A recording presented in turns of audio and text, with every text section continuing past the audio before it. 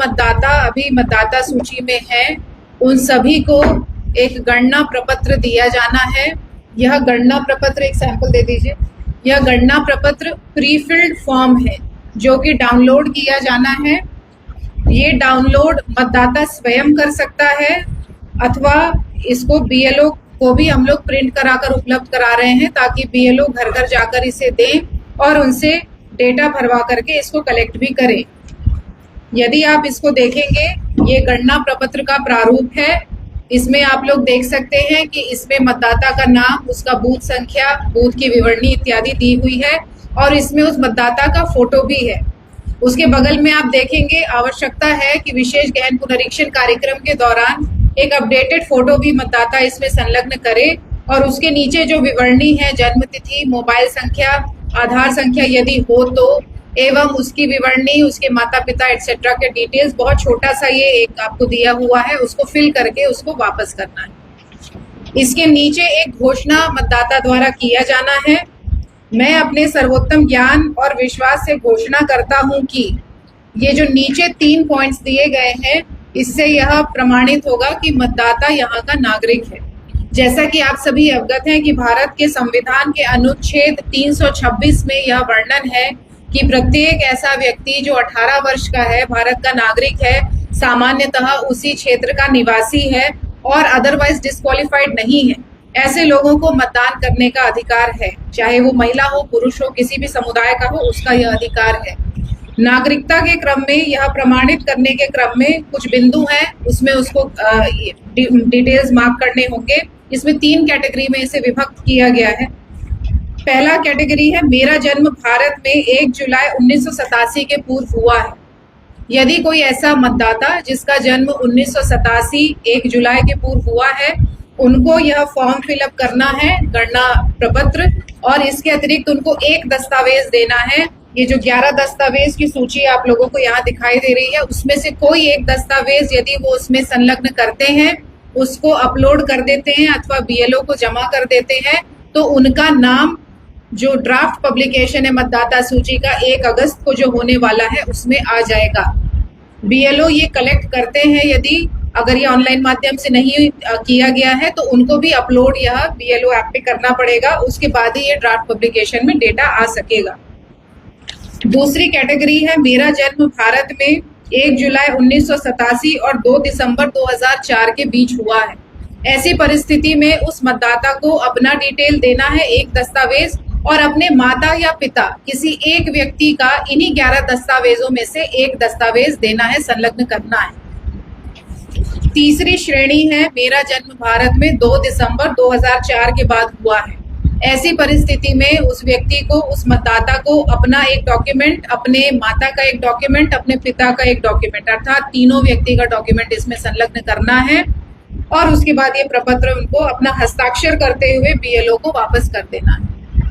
ये डॉक्यूमेंट की सूची हम बताएंगे। उसके पूर्व यह भी बताना है कि इसमें 2003 का जो इलेक्टोरल रोल है, आप सभी अवगत होंगे कि विशेष गहन पुनरीक्षण लास्ट टाइम 2003 में हुआ था, 22 वर्ष पहले पूर्व हुआ था। लगभग 2 डेकेड में ये किया जाता है मतदाता सूची की स्वच्छता के लिए, उसकी मजबूती के लिए।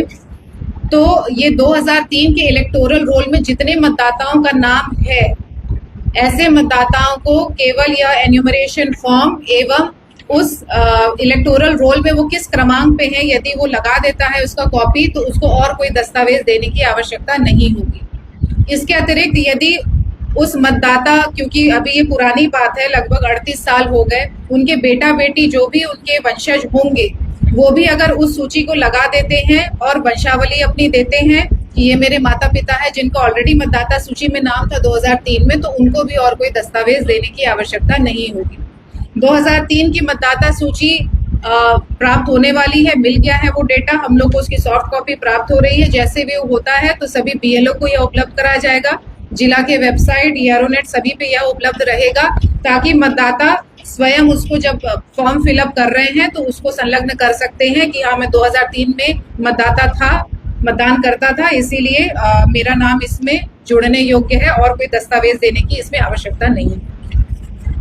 11 दस्तावेज जो आप लोगों को देखना है, जो देना है उनको, उसमें सबसे पहला है केंद्रीय राज्य पीएसयू से नियमित कर्मचारी पेंशन भोगी को निर्गत कोई पहचान पत्र, पेंशन भुगतान आदेश। दूसरा है सरकार, स्थानीय प्राधिकरण, बैंक, डाकघर, एलआईसी, पीएसयू द्वारा भारत में 1 जुलाई 1987 से पूर्व निर्गत किया गया कोई भी प्रमाण पत्र, पहचान पत्र, दस्तावेज। सक्षम प्राधिकार द्वारा निर्गत जन्म प्रमाण पत्र, पासपोर्ट, मान्यता प्राप्त बोर्ड, विश्वविद्यालय द्वारा निर्गत मैट्रिकुलेशन शैक्षणिक प्रमाण पत्र, ऐसे दस्तावेजों से जिनसे उनके एज के बारे में हम पता कर सके कि उनका बर्थ कब हुआ है अथवा उनका प्लेस ऑफ बर्थ क्या है। सक्षम राज्य प्राधिकार द्वारा निर्गत स्थायी निवास प्रमाण पत्र, वन अधिकार प्रमाण पत्र, सक्षम प्राधिकार द्वारा निर्गत ओबीसी, एससी, एसटी कोई भी जाति प्रमाण पत्र, राज्य स्थानीय प्राधिकारों द्वारा तैयार किया गया पारिवारिक रजिस्टर। जैसा कि आप सभी अवगत हैं कि पंचायत स्तर पे पंचायत सचिव की कस्टडी में एक पारिवारिक रजिस्टर का भी संधारण किया जाता है। कुछ क्षेत्रों में यह संधारित होगा, नहीं भी होगा, तो वो डेटा भी इसमें हम लोग यूज कर सकते हैं। सरकार की कोई भी भूमि या मकान का आवंटन प्रमाण पत्र, वाजगीत पर्चा एटसेट्रा है, लैंड के कागजात हैं और वंशावली है, इत्यादि कागज हम लोग यूज करके यदि यह स्थापित कर पाते हैं बीएलओ और इसकी मुख्य रूप से जवाबदेही कंसर्न ईआरओ की है, यदि वो सेटिस्फाइड है कि हाँ व्यक्ति यहाँ का निवासी है, भारत का नागरिक है और 18 वर्ष से अधिक है, तो निश्चित रूप से उन्हें वोट देने का अधिकार है। तो यह प्रक्रिया शुरू है। इसके टाइमलाइंस भी आप लोग देख लें, क्योंकि ये एक समय अवधि में किया जाना है, इसीलिए इसमें जानकारी आवश्यक है ताकि इसको ससमय हम लोग करा सकें। अच्छी बात यह है कि क्षेत्र में हम घूमे हैं। कल पहले दिन हम लोगों ने वितरण किया था प्रमाण एन्यूमरेशन फॉर्म, सभी प्रखंडों में हमने वितरण करवा दिया था। उसमें लगभग 50,000 फॉर्म हम लोगों ने घर घर पहुंचाया। बीएलओस को तो ज्यादा हुआ था, लगभग 4 लाख हम लोगों ने कल वितरण किया। उसमें से 50,000 कल वो बांट पाए शाम तक, क्योंकि लेट रिसीव हुआ था, और उसमें लगभग 5,000 हम लोगों को वापस प्राप्त भी हो गया है। तो जब बीएलओ घर जा रहे हैं तो वो उस समय जब दे रहे हैं तो वो वापस भी लोग उत्साहित होकर कर रहे हैं और उनको जानकारी भी है मोटा मोटी कि ये क्या है। इसी क्रम में आज हम क्षेत्र में भी गए थे। हाजीपुर में माझी टोला का हमने भ्रमण किया, वहां भी जो वोटर्स थे उनके साथ बातचीत हुई है। उसके पश्चात सैदपुर भी आज हम गए थे, वहां भी माइनॉरिटी टोला में बैठ करके सबसे बातचीत हुई है, गणना प्रपत्र के बारे में उनसे चर्चा हुई है और सभी का रेस्पॉन्स बहुत अच्छा था। दे वर रेडी एंड ईगर कि जब जैसे ही हमको फॉर्म मिलेगा तो हम यह डेटा भर करके दे देंगे। इसमें यह है कि यदि कोई व्यक्ति घर पर अनुपस्थित है, ऐसी परिस्थिति में क्योंकि यह स्वयं हस्ताक्षर किया जाना है, यदि वो उपस्थित नहीं है तो वो फॉर्म उनके यहाँ दे देना है, स्लिप इन कर देना है डोर से, और वहां पे एक स्टिकर चिपकाया जाना है बीएलओ के द्वारा, जिसमें उनके द्वारा 3 बार उस घर में जा करके चेक करना है कि वो व्यक्ति आया कि नहीं आया, ये फॉर्म भर के मिला कि नहीं मिला। आप लोग देख रहे होंगे कि क्षेत्र में स्टिकर्स भी चिपक रहे हैं। अपरेंटली आप लोग के साथ शेयर नहीं हुआ है, कृपया इनसे शेयर कीजिए। और उसमें वो नोट कर रहे हैं कि आज दिनांक कितने को मैं गया था, फिर नेक्स्ट डे वो जा करके उसको भी नोट करेंगे। ये हमारा स्टिकर का फॉर्मेट है। इसमें जैसे कि आप देख रहे हैं कि विधानसभा, बीएलओ का नाम इत्यादि है। इसमें 3 ये स्पेसेस दिए हुए हैं, बूथ की संख्या, बीएलओ का नाम, भ्रमण की तिथि, 3 यहाँ पे गैप्स दिए हुए हैं। 3 बार उनको विजिट करना है, हर दिन उनको दिनांक अंकित करना है कि किस दिन में गया था, कितने बार मैंने चेक किया। तो 3 बार इज द टाइम उसको जाना है। उसके बाद यदि नहीं प्राप्त होता है तो उसमें वो कोई कार्रवाई नहीं कर पाएंगे। इसमें यह जानना आवश्यक है कि क्योंकि लिमिटेड समय अवधि की प्रक्रिया है, 25 जून से 26 जुलाई 2025 तक यह कार्य किया जाना है। इस दौरान जितने लोगों का गणना प्रपत्र प्राप्त होगा फिल हो करके, उन्हीं का नाम ड्राफ्ट इलेक्टोरल रोल में प्रकाशित होगा। ड्राफ्ट इलेक्टोरल रोल प्रकाशित होने के पश्चात दावा आपत्ति ली जाएगी और फाइनल पब्लिकेशन 30 सितंबर को किया जाएगा। इसका टाइमलाइन भी हम बता दे रहे हैं और उसके बाद बाकी डिटेल्स देने के बाद आप लोगों के जो प्रश्न होंगे वह भी हम लोग देखेंगे। तो ये जो मेन कार्य है, मूल कार्य है दस्तावेजीकरण का, बांटने का, कलेक्शन का इत्यादि, वो 25 जून 2025 से 26 जुलाई 2025 तक किया जाना है। गणना प्रपत्र प्राप्त किया जाना है फिल किया हुआ। इसी समय अवधि में बूथों का रैशनलाइजेशन भी किया जाना है। 1200 से अधिक मतदाता यदि कहीं है तो उनके लिए अतिरिक्त मतदान केंद्र चिन्हित किया जाना था। वैशाली जिले में यहाँ कुल 41 चिन्हित हुए थे, जो कि संख्या घट करके 18 हुई थी। अभी फाइनल इसका डेटा क्या है वो हम देखेंगे। कल राजनीतिक दलों के साथ बैठक भी है, इस संदर्भ में जो है उनके साथ शेयर किया जाएगा, उस पर चर्चा होगी। और इसको अभी कितना है फाइनल बूथ का, अतिरिक्त बूथ, हाँ, तो ये आ जाता है तो यह भी आपको उपलब्ध कराएंगे, उसकी भी डिटेल्स आपको दी जाएगी और उसकी प्रोसीडिंग बनेगी। सभी राजनीतिक दलों के साथ वो शेयर किया जाना है। इसके पश्चात 27 से 31 जुलाई तक कंट्रोल टेबल का अपडेशन होगा और publication of draft electoral roll 1 अगस्त 2025 को होगा। इसके पश्चात दावा आपत्ति ली जाएगी। 1 महीने का यह कार्यकाल होगा। 1 अगस्त से 1 सितंबर 2025 तक दावा आपत्ति फाइल किए जाएंगे और डिसीजन जो लिया जाना है ईआरओज के द्वारा सभी दावा आपत्तियों पर, वो 25 सितंबर 2025 तक किया जाना है। इसके पश्चात फाइनल पब्लिकेशन आपका 30 सितंबर 2025 को होगा। इतना क्लियर है? तो इस बारे में सभी राजनीतिक दलों के साथ 25 तारीख को ही बैठक हुई थी, उन सभी को इसके बारे में बताया गया था, विशेष चर्चा भी हुई थी और यह प्रक्रिया सघन रूप से जिले में चल रही है। फॉर्म्स भी हमारे लगभग प्रिंट हो चुके हैं, यहाँ पे डिस्ट्रीब्यूशन का जारी है। हम लोग इसको यथाशीघ्र सबको डिस्ट्रीब्यूट करके कलेक्शन करना स्टार्ट कर देंगे। ईवीएम का बता दें, आप सभी अवगत हैं कि फर्स्ट लेवल चेक सभी ईवीएम मशीन्स का इस जिले में किया गया है। यह 31/5/2025 से कब तक हुआ है? 25/6 तक। 31 मई 2025 से 25 जून 2025 तक यह प्रक्रिया संपन्न की गई है। हमारे ईवीएम वेयरहाउस में ये चला है, जिसमें प्रतिदिन राजनीतिक दल की उपस्थिति सुनिश्चित की जा रही थी। जो राजनीतिक दल नहीं आते थे उनको उसी दिन नोटिस निर्गत किया जाता था कि आज आपके प्रतिनिधि नहीं आए हैं, अगले दिन निश्चित रूप से आए। यह प्रक्रिया संपन्न हुई है। टोटल हमारी मशीन्स थी BU 7121, जिसमें FLC ओके 5594 पाए गए हैं। FLC रिजेक्ट क्वांटिटी है 1527। यह बताना इसीलिए आवश्यक है कि आप अवगत होंगे कि FLC के दौरान यह पाया जा रहा था शुरुआती दौर में कि बैलेट यूनिट BU ज्यादा संख्या में खराब हो रहे थे, एरर्स आ रहे थे, तो यह सोचा जा रहा था कि कहीं मशीन्स कम ना हो जाए, लेकिन वो प्रक्रिया 2 दिन से ज्यादा नहीं चली और अतिरिक्त मशीन्स भी हम लोगों को प्राप्त हुआ, जिसके आलोक में हम लोगों के पास पर्याप्त मशीनें उपलब्ध है।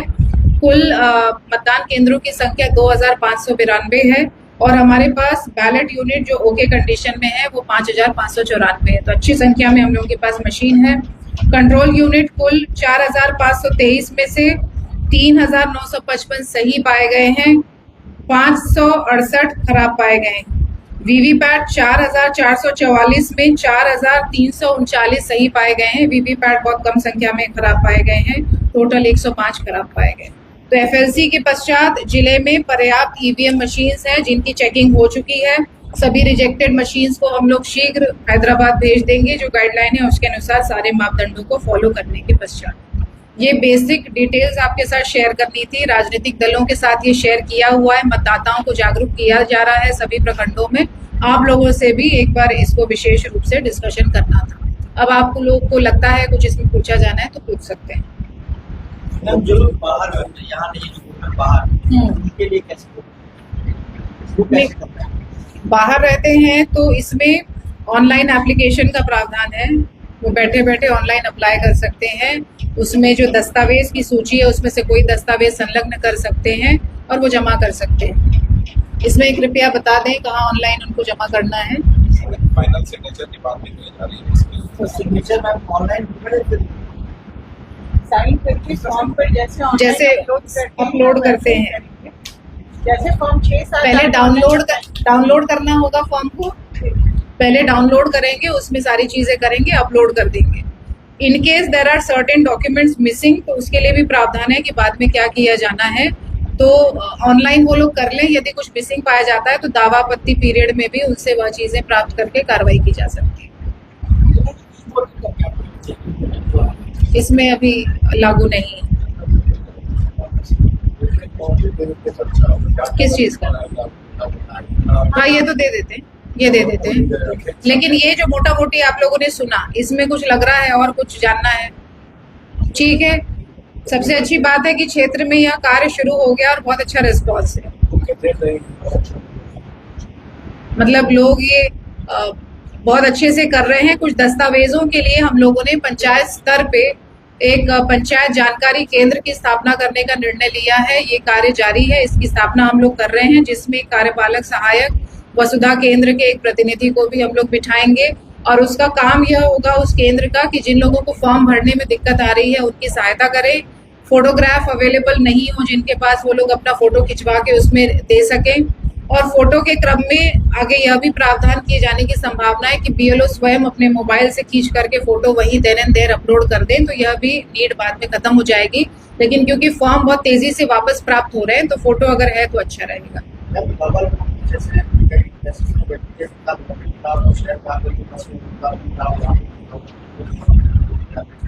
तो इस प्रक्रिया में इट इज एक्सपेक्टेड कि वो एक ही जगह मिलेंगे।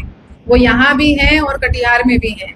तो ये प्रक्रिया क्योंकि हो रही है, एन्यूमरेशन फॉर्म कलेक्शन किया जा रहा है, तो वो कटिहार के अगर हैं तो वहीं पे होंगे, तो उनका वहाँ होगा और इस प्रक्रिया में फिर उनका नहीं हो पाएगा। और बाकी जो बाद में जो चीज़ें होती है वो देयर इज अ मैकेनिज्म कि वो पता चल जाता है, यदि रिपीटेटिव है तो बाद में डिलीशन की भी कार्रवाई होती है, तो we will have time deletion के लिए। चलो जेल के लिए हम लोग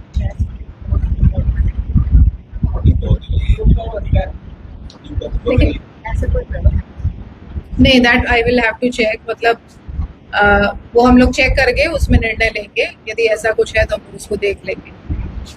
क्योंकि ये 22 साल बाद ये चल रहा है पहली बार, तो इसमें कुछ चीज़ें हैं कि फीडबैक भी दिया जा रहा है और इस हिसाब से कुछ चेंजेस भी किए जा रहे हैं। उद्देश्य यही है कि जितने मतदाता हैं जो वास्तविक रूप से यहाँ रहते हैं, 18 वर्ष से अधिक हैं, भारत के नागरिक हैं, उनका नाम जरूर सूची में आए, उनको किसी भी प्रकार से सूची से वो छूट ना जाए। इसलिए हम लोग क्षेत्र में भी जाकर लोगों को जानकारी दे रहे हैं कि जरूर इस समय अवधि में अपना नाम इसमें दे दें।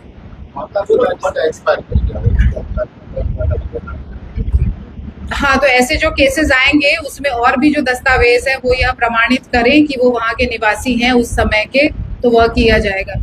इसमें जो प्रमाण पत्र भी दिए जाते हैं उसमें भी सभी को इंस्ट्रक्शंस दिए गए हैं कि जल्दी इसको निर्गत करने के लिए, ताकि लोगों को कोई असुविधा नहीं।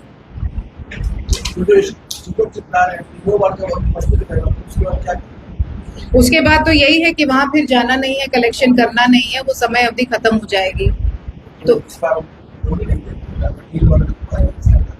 यदि किन्हीं का ड्राफ्ट मतदाता सूची में नाम नहीं आ पाता है किसी कारणवश, तो बाद में फिर फॉर्म 6 लिया जाएगा। फॉर्म 6 वो दे सकेंगे ड्राफ्ट पब्लिकेशन के बाद, लेकिन उसके साथ उनको एक डिक्लेरेशन फॉर्म देना होगा जो कि बिल्कुल ऐसा ही दिखता है जो आपने ये देखा है। डिक्लेरेशन फॉर्म है एनेक्सर डी,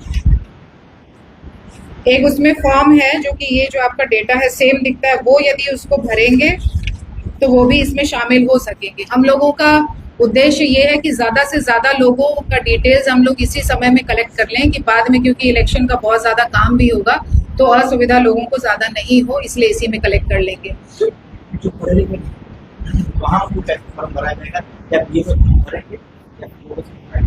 नहीं, वो जानकारी देंगे और जैसा कि बताया गया कि पंचायत लेवल पे जानकारी केंद्र की स्थापना होगी, वो भी उनको बताएंगे कैसे भरना है और आवश्यकता अनुसार सहयोग भी करेंगे। जो एलिजिबल मतदाता है, योग्य मतदाता, इस प्रक्रिया से छूटना नहीं चाहिए, यही उद्देश्य है। और जो अयोग्य है कारणवश किसी, वो इस सूची में ना हो, इस सभी को यह निर्देश दिया गया है। अयोग्यता के जो पैमाने हैं वो सारे निर्धारित हैं। तो जो जेन्युइन वोटर्स हैं, जिनका सूची में नाम है, जेन्युइन है, तो निश्चित रूप से वो इसमें रहेंगे और पूरा प्रशासन इसमें सहयोग करेगा कि किसी प्रकार से उन्हें कोई दिक्कत नहीं हो फॉर्म भरने में या फॉर्म सबमिशन। ठीक है, ये डेटा आप लोग ले लें ताकि आप लोग इतना नोट नहीं कर पाए होंगे।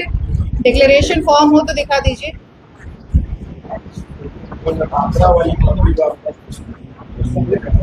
ये दे देते हैं, लेकिन डिक्लेरेशन फॉर्म भी देते हैं, बट वही है, इसको इसी को खाली बताइए कि टाइमलाइन में हो जाए ताकि हम लोग का काम आसान हो।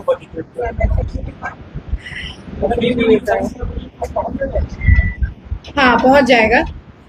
बीएलओ, एक बीएलओ के पास कितना घर होता है बताइए? एक गांव नहीं, एक बीएलओ, अगर किसी को जानकारी, तो एक बीएलओ को अमूमन कितना घर मिला होता है काम करने के लिए? हर बार जो आपका हर साल समरी रिवीजन होता है, लगभग 200 घर।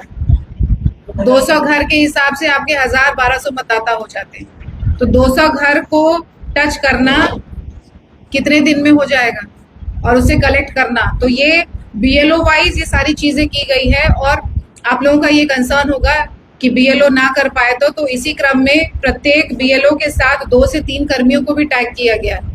जैसे आंगनवाड़ी सेविका सहायिका बीएलओ जहां है, या कोई ऐसा कर्मी है जहां पे लगता है कि आवश्यकता है, किसी कारणवश वो नहीं कर सकते, तो उनके साथ अन्य पंचायत स्तरीय कर्मियों को भी टैग किया गया है, ताकि उनको सहूलियत हो और वोटर्स को भी सहूलियत हो कि उनको भी वो फॉर्म भरवाने में मदद करें।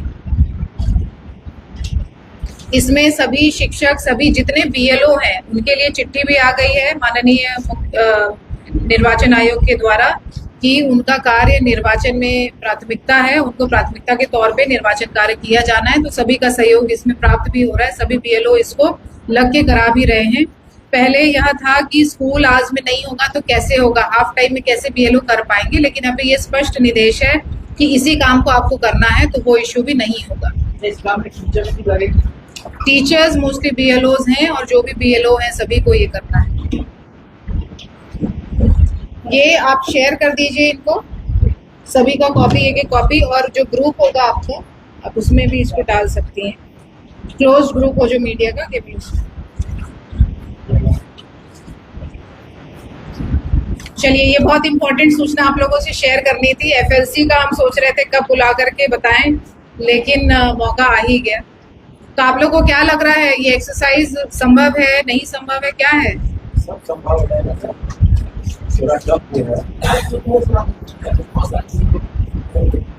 कहाँ? ये लोग अगर काम ना करें, जाए 1% उससे क्या होगा? नहीं, वो जैसे पाया जाएगा। देखिए, पूरा मैकेनिज्म है, बीएलओ है, उनके ऊपर एईआरओ है। प्रत्येक विधानसभा में लगभग 4 से 6 एईआरओ भी हैं। सबकी जवाबदेही है कि वो लोग देखें, और ऐसे केसेस आते हैं तो हम लोग भी हैं, कोई अगर इस तरह की शिकायत करता है तो उसको देखा जाएगा। जितने लोगों का दस्तावेज प्राप्त है, एनुमरेशन फॉर्म प्राप्त है, और कोई त्रुटि भी है, तब भी उनका नाम ड्राफ्ट इलेक्टोरल रोल में आएगा। जो त्रुटियां हैं उसका सुधार दावा आपत्ति पीरियड के समय किया जाएगा।